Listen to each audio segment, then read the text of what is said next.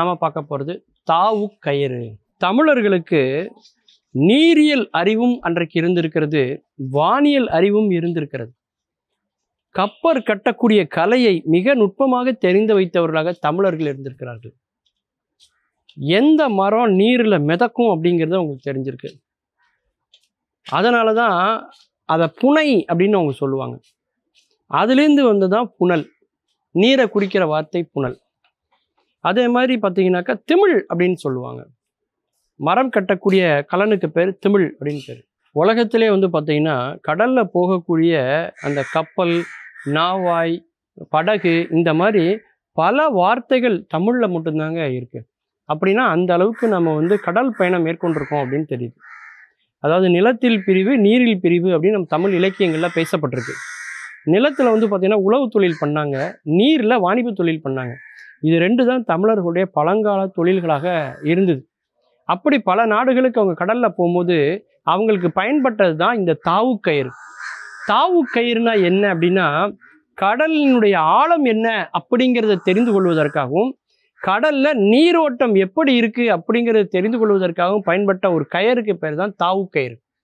தாவு கயிறுனா வேற ஒன்றும் இல்லை, நீளமான கயிறு, அதனுடைய முனையில் ஒரு கல்லை கட்டியிருப்பாங்க.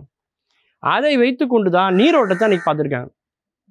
படகுல இவங்க போகும்போது அல்லது கப்பலில் போகும்போது எதிரில் யாராவது வந்தாங்கன்னா அந்த மீனவர்கள்ட்ட கேட்பாங்களாம், நீரோட்டம் எந்த திசையிலேருந்து எந்த திசையில் இருக்குன்னு கேட்பாங்களாம். அந்த அளவுக்கு அந்த தாவு கயிறை வைத்து கண்டுபிடிக்க முடியுமா. அதாவது அந்த நீரினுடைய ஆழம் எவ்வளவு, அதில் வந்து நீரோட்டம் எப்படி இருக்குது, எந்த திசையிலேருந்து எந்த திசைக்கு அந்த நீரோட்டம் இருக்குது, அந்த நீரோட்டமுமே சூழலுக்கு தகுந்த மாதிரி மாறிக்கொண்டே இருக்குமா. அந்த நீரோட்டத்தினுடைய மேற்பகுதியில் வந்து பார்த்தீங்கன்னா அதுக்கு எதிரான நீரோட்டம் இருக்குமா. சில நேரத்தில் நீரோட்டமே இல்லாமல் அமைதியாக கூட இருக்குமா. அதை வைத்துக்கொண்டு நீரோட்டம் இல்லைன்னு முடிவு பண்ணிடக்கூடாதான். அப்போ அந்த நீரோட்டம் எப்படி இருக்குங்கிறத அந்த தாவு கயிறை வச்சு கண்டுபிடிப்பாங்க. அந்த நீரோட்டத்தை வச்சு தான் ஆமையினுடைய வழித்தடம் என்ன அப்படிங்கிறதும் கண்டுபிடிப்பாங்க. அதை வைத்து கொண்டு தான் அன்றைக்கி கடலில் பயணம் போயிருக்காங்க. ஏன்னா இன்னைக்கு இருக்கிற மாதிரியான கலங்கரை விளக்கம் கிடையாது, எந்த நவீன ஜிபிஎஸ் போன்ற கருவிகள் கிடையாது. அப்போது இரவு நேரத்தில் எப்படி அவங்க கடல் பயணம் போனாங்கன்னா அங்கே தான் அவங்களுக்கு வானியல் அறிவும் இருந்திருக்கு. பகல் நேரத்தில் நீரியல் அறிவும், இரவு நேரத்தில் வானியல் அறிவும் கொண்டவர்களாக தமிழர்கள் இருந்திருக்கிறார்கள். அதனால தான் இரவு நேரத்தில் வானத்தில் தோன்றக்கூடிய நட்சத்திரம் மேற்கு திசையில் அந்த நட்சத்திரம் தோன்றிவிட்டதா, கீழ் திசையை நோக்கி அது இருக்கிறதா அப்படின்னு அந்த வானியல் அறிவை வைத்துக்கொண்டு இன்றைக்கு நாள் என்ன, நட்சத்திரம் என்ன அப்படிங்கிற எல்லா அறிவும் அவர்களுக்கு இருந்திருக்கிறது. விடிவெள்ளி தோன்றிவிட்டதா, அப்போ அதிகாலை வரப்போகுது என்று அர்த்தம். இன்னும் கொஞ்சம் நேரத்தில் விடிய போகுதுன்னு அர்த்தம்.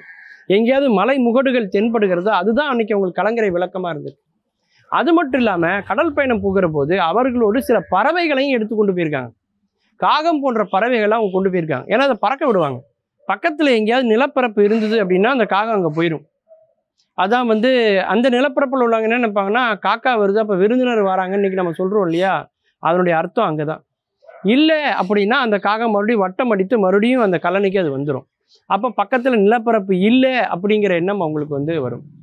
அப்படி அந்த நெடுந்தூர பயணங்களுக்கெல்லாம் பயன்பட்டது வந்து பார்த்தீங்கன்னாக்கா வங்கம்னு சொல்லக்கூடிய ஒரு கப்பல், அதை தான் அவங்க பயன்படுத்தியிருக்காங்க. அது வந்து நீரில் செல்லக்கூடிய ஒரு வகையான ஒரு உபகரணம் வங்கம்ங்கிறது. அப்போ நீரில் வந்து எந்தெந்த மரங்கள்லாம் மிதக்கும், அந்த மரத்தில் என்னென்ன குற்றங்கள் இருக்குது, அதனால் இந்த மரத்தில் எந்த மாதிரியான கலனை செய்யலாம் அப்படிங்கிறதெல்லாம் கண்டுபிடிச்சிருக்காங்க. நம்முடைய ஐம்பெருங்காப்பியங்களில் ஒன்றான நம்முடைய மணிமேகலையில் கூட பார்த்தீங்கன்னாக்கா ஆபுத்திரன்கிற ஒருத்தர் வந்து சாவகத்தீவுக்கு போகிற போது கடல் கொந்தளிப்பு ஏற்படுகிறது, மணிப்பல்லவ தீவில் தங்கி அடுத்த நாள் வங்கத்தின் வழியாக கரை சேர்கிறாருன்னு நம்ம இலக்கியத்தில் பார்க்குறோம். அன்னைக்கு இருந்த படகோட்டிகள் மிகவும் அறிவாளிகளாக இருந்திருக்கிறார்கள். ஒரு அலை, அந்த அலை கண்டிப்பாக கரை சேர்க்கும்னு அவங்களுக்கு தெரியும். அந்த அலையை பிடிச்சி அப்படியே அவங்க பயணப்பட்டு கரைக்கு வந்துடுவாங்க. இன்னைக்கு வந்து பார்த்தீங்கன்னா பாய்மர கப்பல், எந்த திசையில் காற்று அடிக்கும், எப்போ கிளம்பணும் எப்போ வரணும்னு அவங்களுக்கு தெரியும்.